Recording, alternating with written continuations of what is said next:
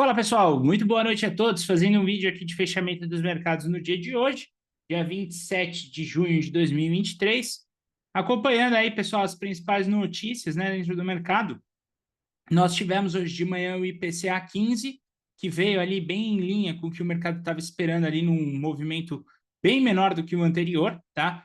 Praticamente aí indicando um processo de deflação aí brasileiro um pouco maior, corroborando ali com o boletim Focus.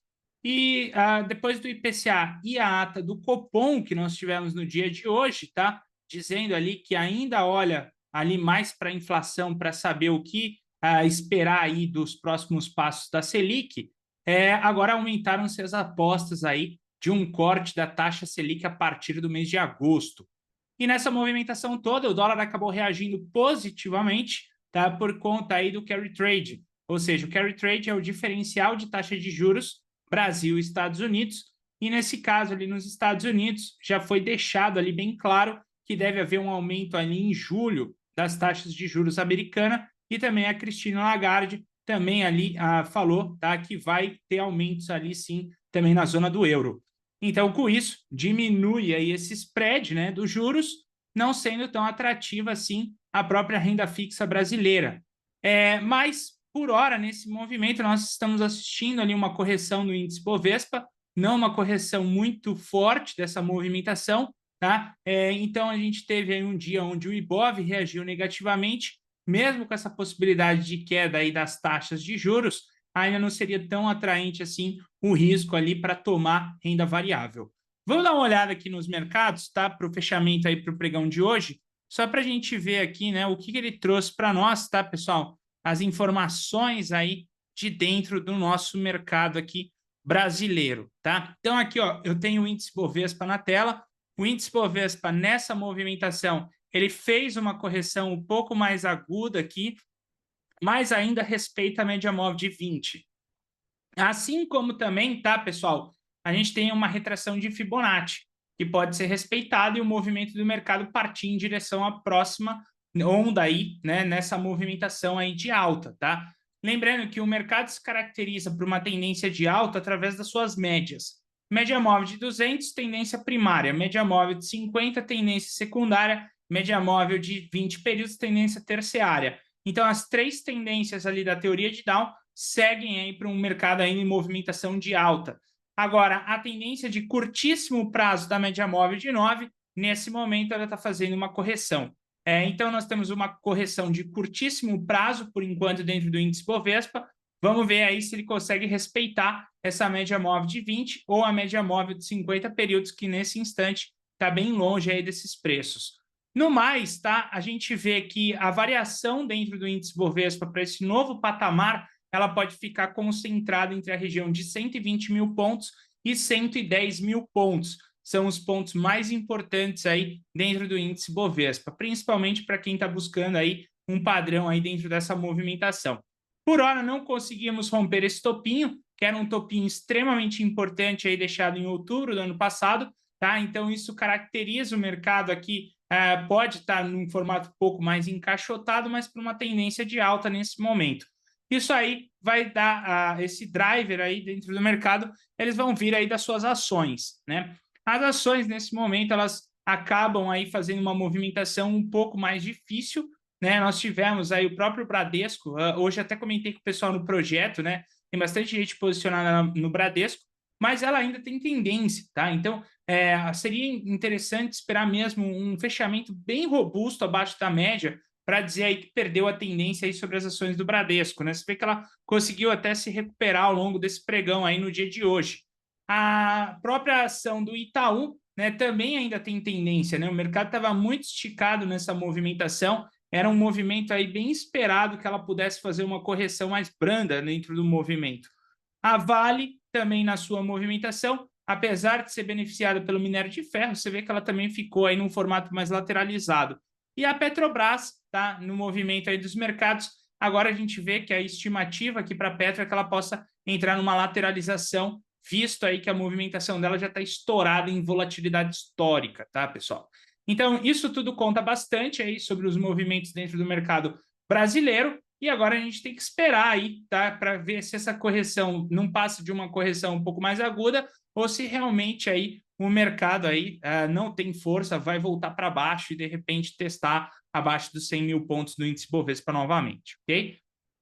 Sobre as movimentações aí intradiárias, tá, no pregão de hoje, vamos lá. Primeiramente, eu vou pegar aqui o índice futuro, tá? O índice futuro teve bons movimentos depois do pregão, tá? Então, pegando aqui, passando aqui para vocês, a abertura do índice, né, veio aqui no gap de alta. Esse gap de alta, como ele abriu, tá, pessoal, bem esticado com relação à sua média móvel de 200 períodos e 20, com a 20, né, principalmente, eu até estava de olho para uma possibilidade vendedora. Mas o mercado ignorou isso no início do pregão e acabou subindo aí mais forte. Durante seu movimento de alta dentro do mercado, né, chegando próximo à abertura, o mercado corrigiu aqui um pouco mais intensamente e deixou uma barra ali que caracterizou um movimento de pullback aqui no candle 14. Nesse momento, nós vimos ali a movimentação para uma volta em V, marcando aí o topo do candle 14 com a mínima do candle 13. Como a gente tinha alvo antes da média móvel de 200, a gente não viu muito perigo aí para a movimentação dessa entrada. Só que ela ficou na abertura, e na abertura do mercado ele acabou pegando um candle neutro. E nesse candle neutro que o mercado pegou bem na abertura, para quem estava trabalhando com stop técnico, ela acabou estopando tecnicamente essa movimentação. Para quem trabalha, por exemplo, num stop de cutucada ou fazendo, por exemplo, uma reentrada, visto o movimento aí bem direcional do índice Bovespa na abertura, nesse pivô aqui de baixo, tá? A gente teve também uma movimentação de volta em V. Mas, pegando pelo setup clássico, tá? Ela daria um stop aqui nessa movimentação e nós teríamos que buscar um novo contexto depois desse. E o novo contexto apareceu aqui embaixo, depois dessa queda, fez um pivô de pós na média móvel de 200 períodos e a partir desse momento aqui no candle 20, nós temos aí um padrão também de entrada nessa movimentação. E nesse padrão de entrada ela conseguiu cumprir aí alguns alvos nesse movimento dentro do índice Bovespa, tá? Nesse contexto aqui de continuação, a gente não teria a entrada mandatória para ela, porque aqui faltou um pouco de espaço para completar o movimento de Power Breakout.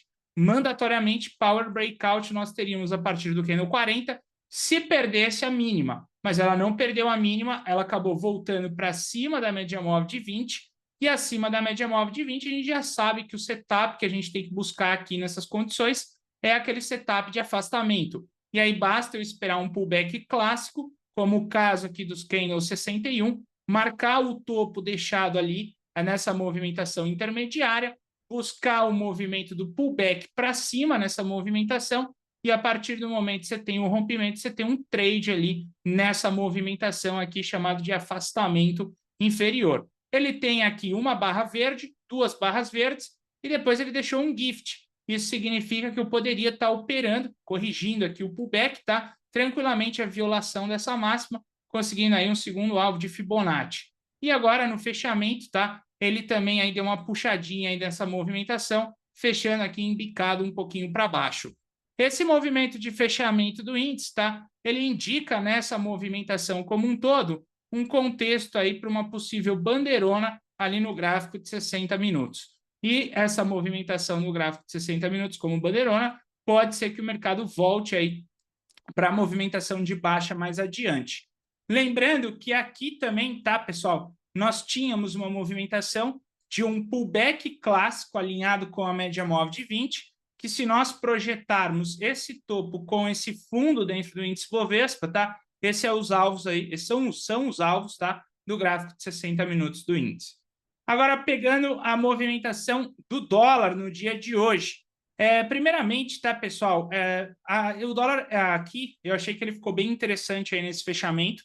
Tá? O dólar estava precisando aí, pessoal, de uma movimentação de correção, uma barra verde aqui mais espessa. São muitos dias de queda dentro da moeda. Tá? A moeda, pessoal, ela tem um pouco de valor ali no sentido de reserva de valor. É uma das funções de uma moeda.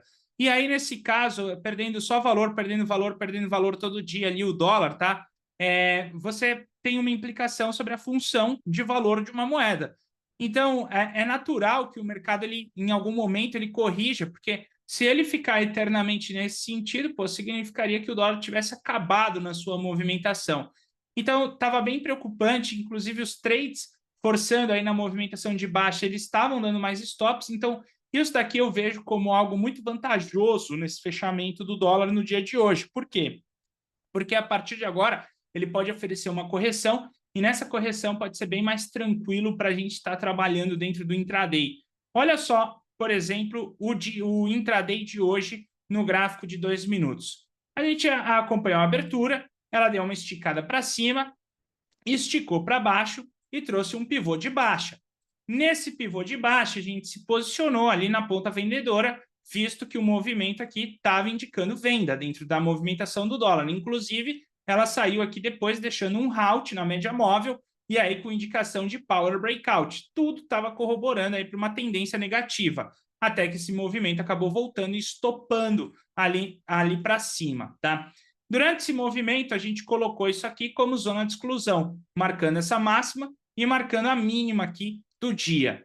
Nessa movimentação, ele acabou fazendo um pivô aqui de reversão alinhado com a média móvel de 20, mas contra a média móvel de 200 períodos. Isso trouxe uma implicação aí um pouco ruim para esse pivô, porque deixou ele num aspecto opcional e não num aspecto mandatório. Então, a gente não conta muito esse trade, tá? Passado essa movimentação para cima, eu identifiquei que ele estava fazendo um power breakout na 9.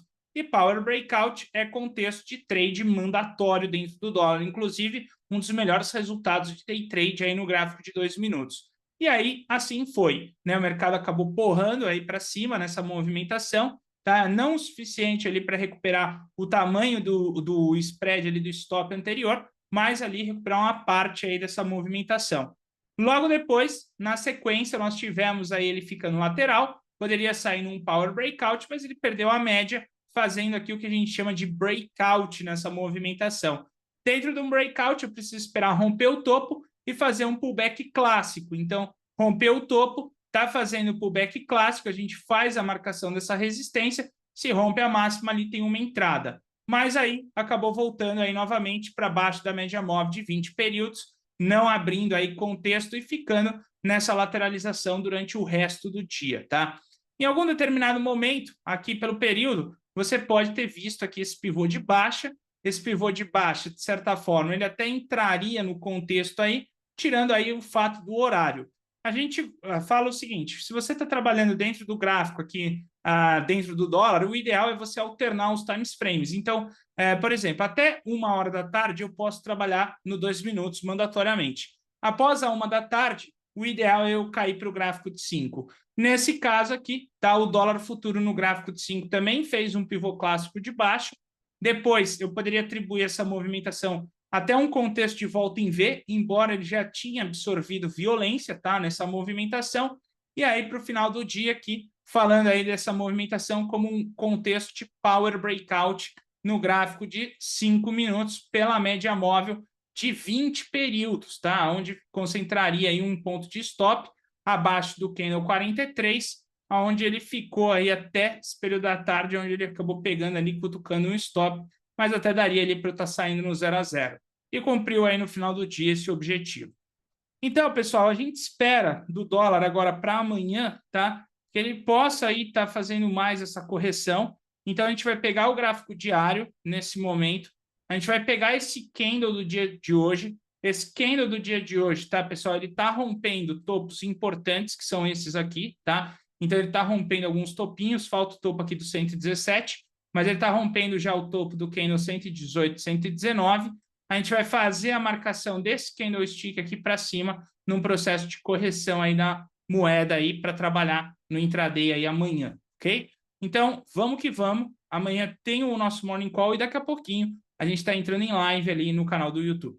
Vejo vocês daqui a pouco, pessoal. Um grande abraço para vocês e até daqui a pouco.